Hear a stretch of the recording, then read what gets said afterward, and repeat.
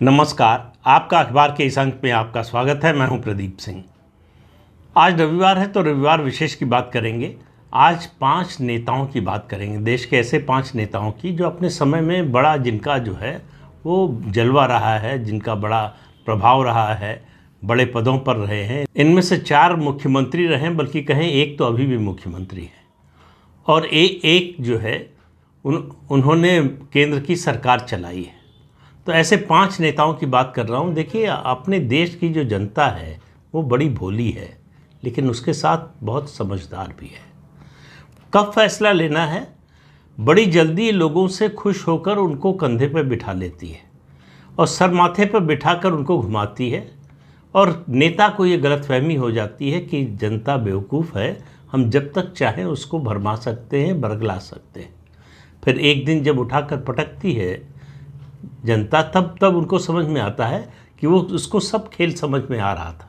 वो केवल long rope दे रही थी कि अच्छा थोड़ी छूट दे दो, थोड़ी छूट और दे दो, शायद सुधर जाए, थोड़ी छूट और दे दो, शायद संभल जाए, थोड़ी छूट और दे दो, शायद बदल जाए। जब देखती है कि कुछ नहीं हो रहा है तो फिर जो है अपना फैसला सुनाती है। मतदाता इसी सिद्धांत पर काम करता है।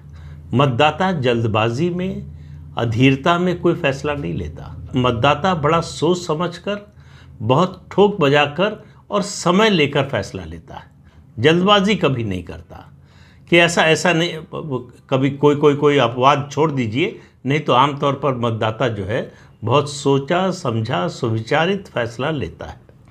अब जिन 5 नेताओं की बात कर रहा हूँ, ये ऐसे 5 नेता हैं जो अपने समय में बड़े लोकप्रिय थे, जनता के चहेते थे। लेकिन एक समय आया जब जनता ने इनको अपने दिल से उतार दिया तो इनका वो असर ख़त्म हो गया, इनका वो जादू चला गया। जो भी लोकप्रिय नेता होता है उसका एक जादू होता है और वो जादू तब तक चलता है जब तक जनता साथ होती है, जब तक जनता उसकी बातों पर झूमती है। तो उसे, नेता को लगता है कि बस ये स्थायी है। यही गलती कर जाता है, इसी गलतफहमी में मारा जाता है। जब उसको लगता है कि अब ये सब कुछ स्थायी हो चुका है, इसमें कोई बदलाव नहीं होने वाला, जब तक वो खुद नहीं चाहे। लेकिन जनता समझती है कि भैया होश में रहो, पैर अपने ज़मीन पर रखो। लेकिन नेता जो है, सत्ता पाने के बाद पैर ज़मीन पर रखना बड़ा मुश्किल होता है। सब लोग नहीं कर पाते ऐसा, और जो नहीं कर पाते वो फिर कैसे गिरते हैं आपको पता है। तो जिन 5 नेताओं की बात करने जा रहा हूँ उनमें सबसे पहला नाम है मध्य प्रदेश के पूर्व मुख्यमंत्री दिग्विजय सिंह का। 2 टर्म मुख्यमंत्री रहे, 10 साल मध्य प्रदेश जैसे राज्य के 10 साल मुख्यमंत्री रहे। और एक समय ऐसा था जब माना जाता था कि वो पोटेंशियल प्राइम मिनिस्ट्रियल कैंडिडेट हैं।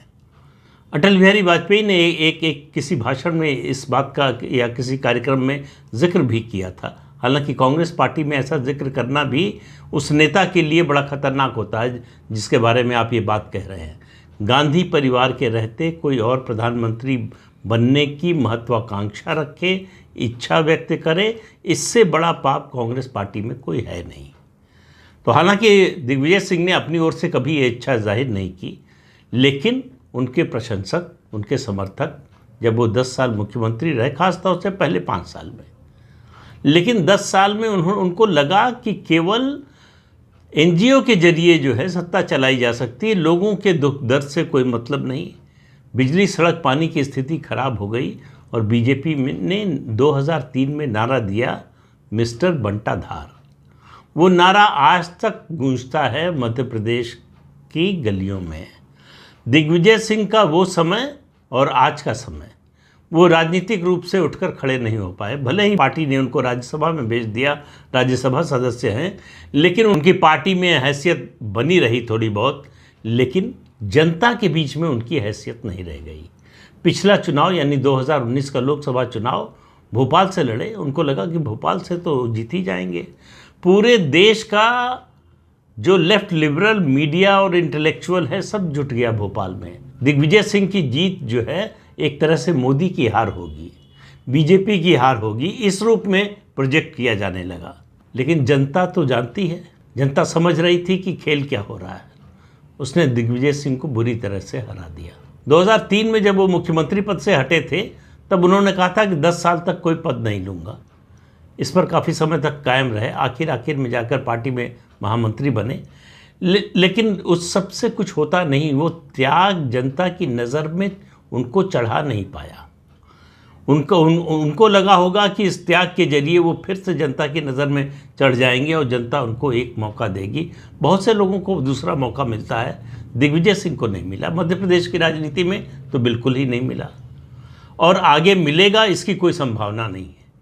तो दिग्विजय सिंह जैसा नेता जो प्रधानमंत्री बनने की क्षमता रखता था, ऐसा बहुत से लोगों का मानना था। अब उसमें कितनी सच्चाई है, गलत है, वो उस बहस में मैं नहीं जाना चाहता।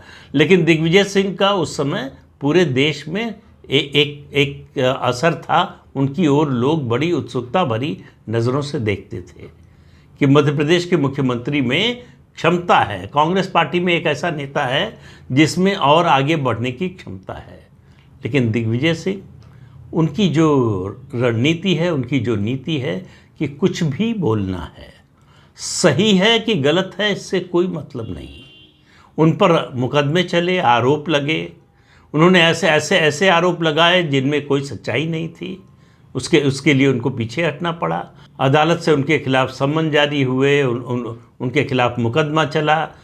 तो तमाम तरह के कानूनी झंझावातों में भी फंसे वो, और फंसे किसी और वजह से नहीं, सिर्फ अपने बयानों के कारण। उन्होंने अपने जीवन का एक एजेंडा बना लिया कि केवल आरएसएस का विरोध करना है, आरएसएस का अंधा विरोध करना है। आरएसएस में कुछ अच्छा है ये देखना ही नहीं है। और यही शायद उन्होंने गुरु मंत्र जो है वो राहुल गांधी को दे दिया। राहुल गांधी अब भी उसी रास्ते पर चल रहे हैं। दिग्विजय सिंह को ये समझ में नहीं आया कि मध्य प्रदेश जैसे राज्य में, जो भारतीय जनता पार्टी का जनसंघ के ज़माने से संगठन की दृष्टि से सबसे मजबूत राज्य है, वहाँ आप आरएसएस की, राष्ट्रीय स्वयंसेवक संघ की आलोचना, निंदा और बेवजह निंदा करके आगे नहीं बढ़ सकते राजनीतिक रूप से। और वही हुआ और वही हो रहा है। दिग्विजय सिंह मध्य प्रदेश की राजनीति में हाशिए पर हैं। वो तो ज्योतिरादित्य सिंधिया छोड़कर कांग्रेस चले आए, वरना उनकी स्थिति और ख़राब होती है। अब हाल ये है कि मध्य प्रदेश में कोई नेता बचा नहीं है। दिग्विजय सिंह और कमलनाथ, दो ही नेता बचे हैं। दोनों के लिए आप मान कर चलिए कि ये 2023 का विधानसभा चुनाव आखिरी चुनाव है। हो सकता है 2024 में फिर से वो लोकसभा चुनाव में किस्मत आजमाएं, लेकिन कुछ होने वाला नहीं है। दिग्विजय सिंह का राजनीतिक करियर मतदाता की नज़र में खत्म हो चुका है।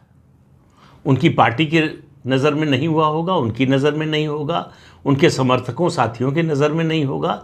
लेकिन कई तरह के फैसले होते हैं, पार्टियां फैसला लेती हैं, लोग व्यक्तिगत रूप से फैसला लेते हैं अपने जीवन के बारे में कि आगे क्या करना है, भविष्य में किधर जाना है। और डेमोक्रेसी में एक फैसला मतदाता भी लेता है जिसकी वो सूचना नहीं देता।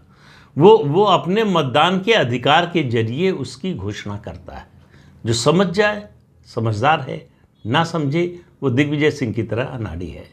तो दिग्विजय सिंह मतदाता के समर्थन से लोकसभा या विधानसभा सदस्य नहीं बन सकते अब। और डेमोक्रेसी में अगर कोई नेता विधानसभा या लोकसभा का सदस्य नहीं बन सकता, यानी जनता से सीधे चुनकर नहीं आ सकता, तो उसकी ताकत क्या है, इसके बारे में कुछ कहने की ज़रूरत नहीं है। नेता वही है जो जनता को भाए। अगर जनता को नहीं भा रहा है तो उस नेता को चलाया जा सकता है, पार्टी संगठन चला सकता है, उसके साथ ही चला सकते हैं कुछ समय तक, लेकिन जनता की नज़र में वो कभी उठ नहीं पाता। वही हाल दिग्विजय सिंह का है। दूसरे नेता की बात करें, ये भी पूर्व मुख्यमंत्री हैं। इनका नाम है सुश्री मायावती। 4 बार उत्तर प्रदेश जैसे राज्य की मुख्यमंत्री रही है। 2007 इनके राजनीतिक जीवन का इन्फ्लेक्शन पॉइंट था, प्रस्थान बिंदु था।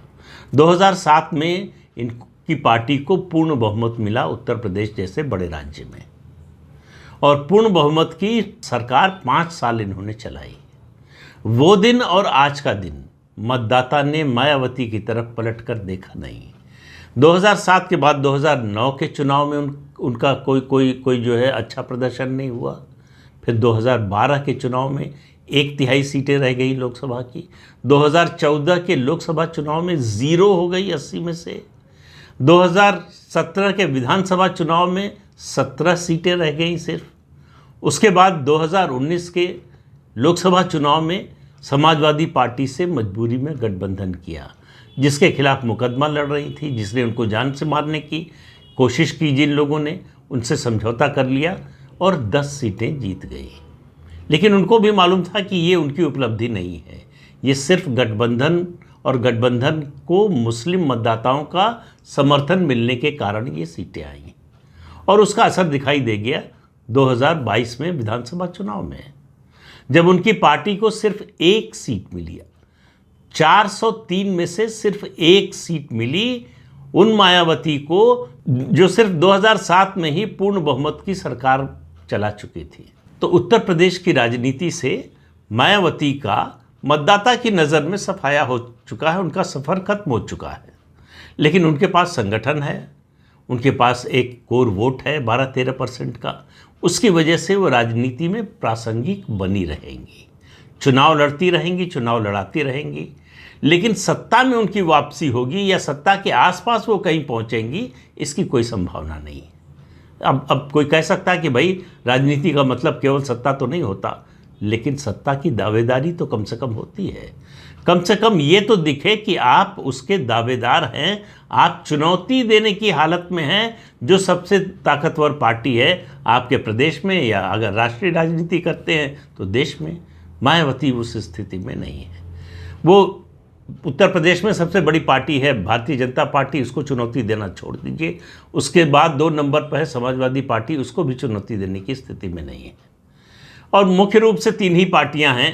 कांग्रेस जो है उसके पास मुश्किल से 2% वोट है, तो उसकी गिनती न 3 में न 13 में, तो उसके बारे में बात करने का कोई मतलब नहीं है। इन 3 पार्टियों में से तीसरे नंबर पर मायावती, और तीसरे नंबर से वो दूसरे नंबर पर आ सकती हैं, इसकी भी संभावना दूर दूर तक दिखाई नहीं दे रही है। ये होता है जब मतदाता अपनी नज़र से गिरा देता है। तीसरे नेता की बात करूंगा, वो भी उत्तर प्रदेश से ही है, पूर्व मुख्यमंत्री हैं, अखिलेश यादव की है। उनकी पार्टी प्रदेश में नंबर 2 की पार्टी है। अब देखिए, अगर किसी रेस में 2 लोग दौड़ें तो एक व्यक्ति तो दूसरे नंबर पर आएगा ही।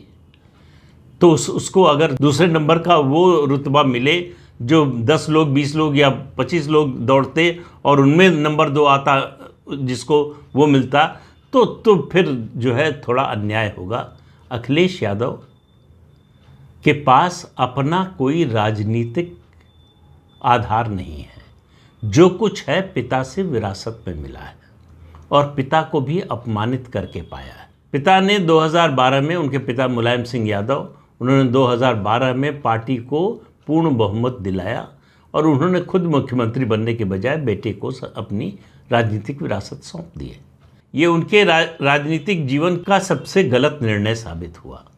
अखिलेश यादव ने साबित किया मुलायम सिंह यादव ने जो फैसला किया था वो सही फैसला नहीं था। 5 साल मुख्यमंत्री तो रहे, पूर्ण बहुमत की सरकार थी, तो इसलिए सरकार के गिरने का या अस्थिर होने का कोई सवाल नहीं था। लेकिन उसके बाद या उसके दौरान जब मुख्यमंत्री थे अखिलेश यादव, 2012 में बने, 2014 में लोकसभा का चुनाव हुआ।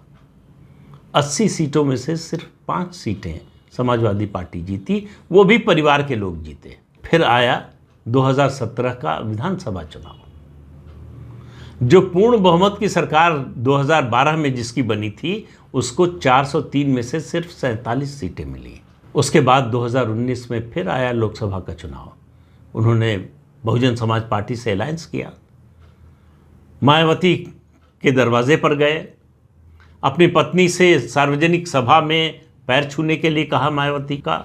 ये सब करने के बाद सीटें वही 5 की 5 से ज़्यादा नहीं हुई। वो भी मुलायम सिंह यादव कैसे जीते सबको मालूम है, और अखिलेश यादव कैसे जीते ये सबको मालूम है।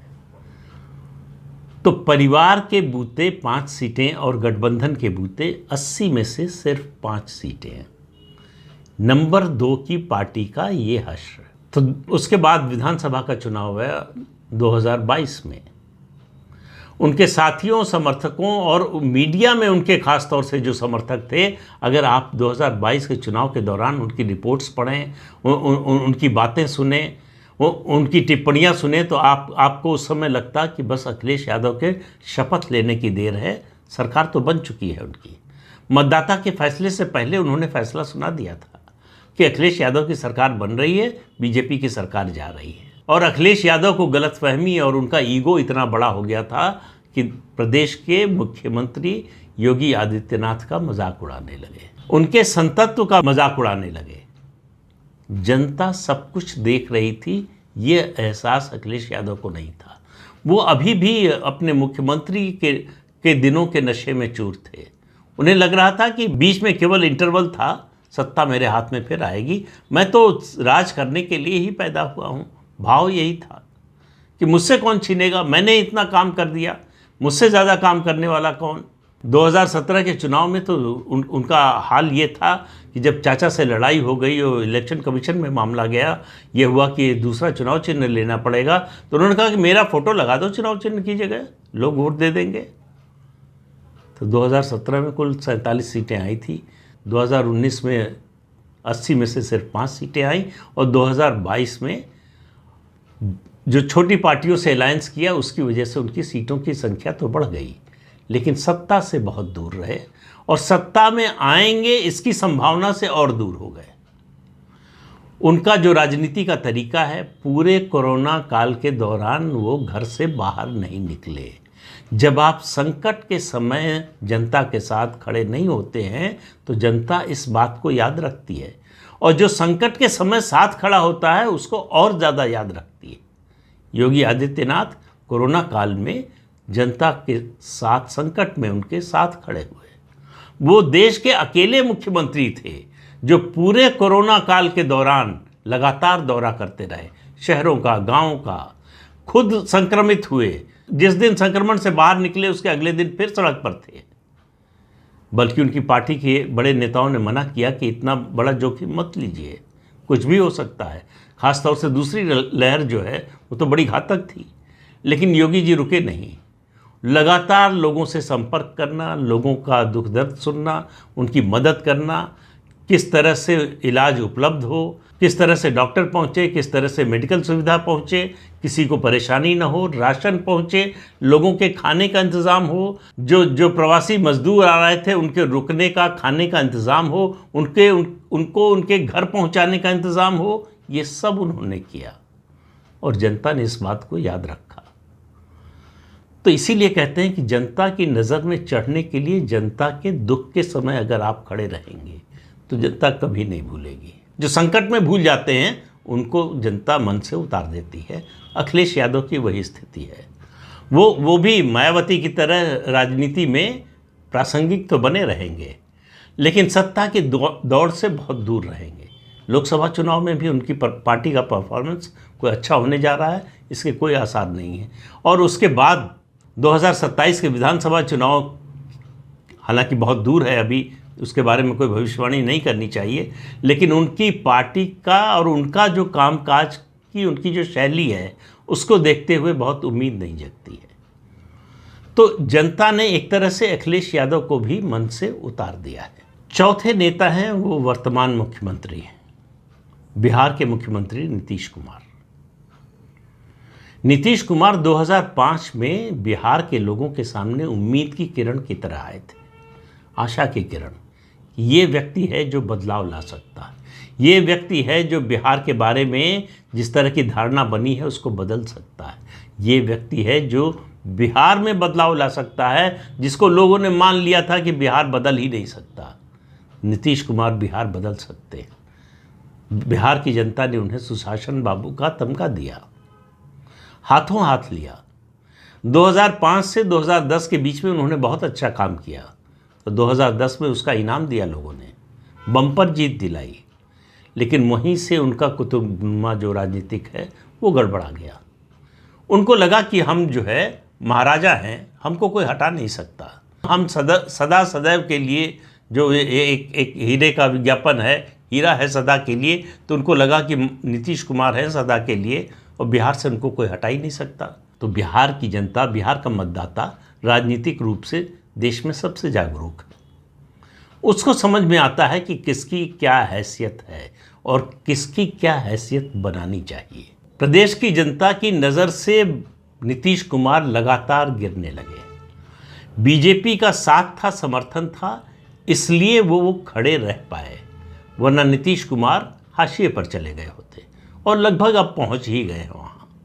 2020 के चुनाव में उनकी पार्टी तीसरे नंबर की पार्टी बन गई, लेकिन सत्ता की चाह ऐसी कि मुख्यमंत्री का पद छोड़ने का साहस जुटा नहीं पाए, क्योंकि नीतीश कुमार की राजनीति तभी तक है जब तक वो मुख्यमंत्री के पद पर आसीन है। तो बीजेपी से खतरा लगने लगा कि बीजेपी शायद हटा देगी, तो फिर बड़े भैया लालू प्रसाद यादव के साथ चले गए, तो अभी महागठबंधन के मुख्यमंत्री हैं। कितने दिन रहेंगे किसी को नहीं मालूम, लेकिन मुख्यमंत्री रहें न रहें, बिहार की जनता के दिल से नीतीश कुमार उतर चुके हैं। बिहार की जनता नीतीश कुमार से आगे निकल गई, वो भविष्य को देख रही है। उसकी नज़र में नीतीश कुमार का अब कोई मतलब नहीं है, नीतीश कुमार का बिहार में कोई राजनीतिक भविष्य नहीं है। ये बिहार का मतदाता अपने मन में तय कर चुका है। ये जो पाला बदल बदल के, मतलब सुशासन बाबू से पलटू राम बनने की उनकी जो यात्रा है, वो उनको सत्ता में तो बनाए रख सकी, पर जनता के दिल पर राज करने में वो पूरी तरह असफल रहे। तो जनता के दिल दिमाग से नीतीश कुमार उतर चुके हैं। सत्ता से कब उतरेंगे ये देखने की बात है। 2025 के चुनाव में, उससे पहले 2024 के चुनाव में ये परीक्षा होगी। और पांचवें और अंतिम नेता का नाम है, आपको सुनकर थोड़ा आश्चर्य होगा, कांग्रेस की पूर्व अध्यक्ष सोनिया गांधी। सोनिया गांधी का प्रभाव ऐसा था कि प्रधानमंत्री डरते थे। प्रधानमंत्री का फोन उनके जो सहायक हैं सोनिया गांधी के, वो उठाकर प्रधानमंत्री को इंतज़ार करवाते थे। मैंने पिछले वीडियो में बताया था नरसिम्हा राव के साथ किस तरह से होता था, और नरसिम्हा राव ने क्या टिप्पणी की थी। उन्होंने कहा, मुझे बुरा नहीं लगता, लेकिन भारत के प्रधानमंत्री को बुरा लगता है। नरसिम्हा राव ने अपने कई साथियों को बताया कि सोनिया गांधी की नाराज़गी की वजह से मेरी तबीयत खराब हो जाती है। तो सोनिया गांधी की भ्रिकुटी जिसकी तरफ तन जाए उसकी हालत खराब हो जाती थी कांग्रेस में। और 98 में जिस तरह से वो सीताराम केसरी को हटाकर अध्यक्ष बनी, वो भारतीय राजनीति के इतिहास की एक बड़ी घटना है, एक बड़ी दुखद घटना है। लेकिन उसको छोड़ दें, उसके बाद 2004 में त्याग की देवी बना दिया गया उनको।